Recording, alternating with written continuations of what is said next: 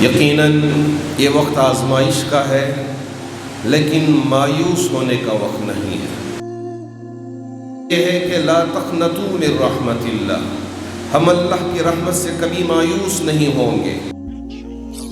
نہیں ہے، ہم میں سے ہر ایک کو اٹھنا ہے اور اٹھ کے بیدار ہو کے ہم سب کو ملت واحدہ کی طرح کام کرنا ہے۔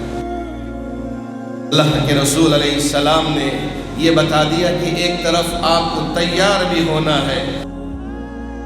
یقیناً یہ وقت آزمائش کا ہے، لیکن مایوس ہونے کا وقت نہیں ہے، اس لیے کہ مومن کبھی مایوس نہیں ہوتا، ایمان والا کبھی مایوس نہیں ہوتا، اللہ کی ذات سے کبھی نا امید نہیں ہوتا۔ دو چیزیں اپنے ذہن میں بٹھا کے جائیں، ایک تو یہ ہے کہ لا تقنطوا من رحمت اللہ، ہم اللہ کی رحمت سے کبھی مایوس نہیں ہوں گے۔ ان اللہ یغفر الذنوب جميعا، اللہ ہمارے ہر غلطی کو، ہر خطا کو اگر ہم صدق دل کے ساتھ توبہ کر لیتے ہیں تو اللہ معاف کرنے والا ہے۔ اور دوسری بات جسے حضرت یعقوب علیہ السلام نے ذکر کیا تھا اور اللہ نے قرآن میں بتایا کہ جب یہ یوسف علیہ السلام کو اور تلاش کر کر کے تھک گئے تھے، مایوس سی ان کی طبیعت میں چھا گئی تھی، تو اس وقت فرمایا میرے بچوں لا تیأسوا من روح اللہ۔ یہ یوں لگتا ہے کہ یہ ہمارے لیے ہے، آج کے دور کے مسلمانوں کے لیے ہے۔ لا تیأسوا من روح اللہ، اللہ کی ذات سے کبھی مایوس ہونے کی ضرورت نہیں ہے۔ انہ لا ییأس من روح اللہ الا القوم الکافرون، اس لیے کہ اللہ کی ذات سے مایوس ہونے والے وہ ہوتے ہیں جو اللہ کے منکر ہوتے ہیں، اللہ پہ یقین نہیں ہوتا، وہ اللہ کی ذات سے مایوس ہوتے ہیں۔ اب ہمیں کیا کرنا ہے کہ ہم بس دوسروں کی طرف انگلی دکھاتے رہیں، یا ہم صرف مشورے دیتے رہیں، یا یہ ہے کہ ہم خود اپنے آپ کو عمل کے میدان میں لانے کا وقت آ گیا ہے؟ قرآن مجید کی آیت سن کے جائیے اور اپنے دل و دماغ میں بٹھا کے جائیے۔ میرے رب نے فرمایا ان اللہ لا یغیر ما بقوم، اللہ رب ذوالجلال کسی بھی قوم کی حالت کو اس وقت تک بدلتے نہیں جب تک کہ قوم اپنی حالت کو بدلنے کی فکر نہیں کرتی۔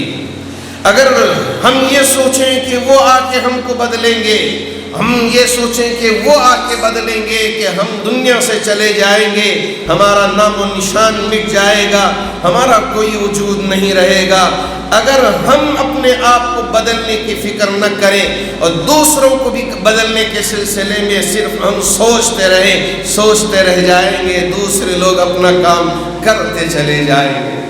اس لیے وقت کا تقاضا ہے کہ ہم اپنے آپ کو بدلیں۔ حضرت جبرائیل امین آ کے اٹھانے والے نہیں ہیں۔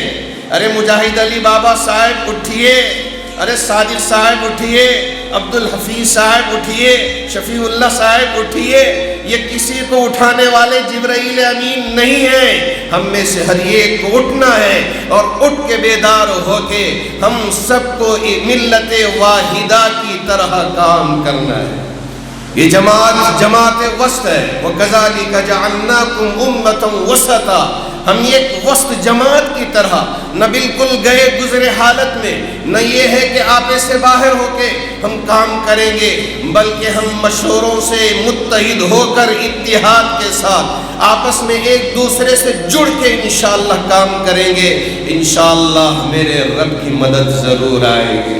اذا جاء نصر اللہ والفتح ورأيت الناس يدخلون في دين الله أفواجا فسبح بحمد ربك واستغفر إنه كان توابا۔ حضرات صحابہ نے بھی اپنی قربانی اس وقت پیش کی تھی پہلی جبکہ وہ روزے کی حالت میں تھے، جن کے پاس کچھ نہیں تھا، قسم پرسی کے حالت میں تھے۔ میرے نبی نے ایک طرف تیاری بھی کی تھی تو دوسری طرف دعاؤں میں بھی اپنے آپ کو لگایا تھا چھپر میں جب دعا کر رہے تھے، کبھی رکوع میں تو کبھی سجدے میں، تو کبھی کھڑے ہو کے ہاتھ پھیلا کے دعا کر رہے تھے، اے میرے رب یہ 313 کی جماعت ہے، اگر یہ ہلاک ہو جائے گی تو تیرا نام لینے والا کوئی نہیں ہوگا۔ اللہ رب ذوالجلال سے اتنی منت سماجت کے ساتھ دعا کیا تھا۔ حضرت ابو بکر باہر تھے، پکار کے کہہ رہے تھے، یا رسول اللہ، اے میرے نبی، اے میرے محبوب، بس کیجئے، بس کیجئے۔ اللہ کے رسول علیہ السلام نے یہ بتا دیا کہ ایک طرف آپ کو تیار بھی ہونا ہے، اپنے آپ کو جگانا بھی ہے، دوسری طرف اللہ کی طرف متوجہ ہونا بھی ہے۔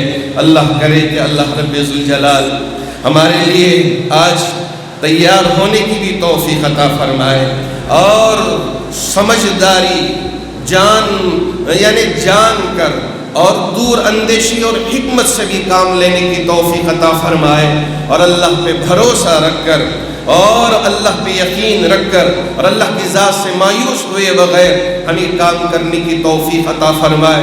اللہ ہم میں اتحاد اتفاق پیدا فرمائے، ہر قسم کے بغض سے، ریاکاریوں سے اللہ ہماری اور پوری امت کی حفاظت فرمائے۔ آمین۔ وآخر دعوانا الحمدللہ رب العالمین۔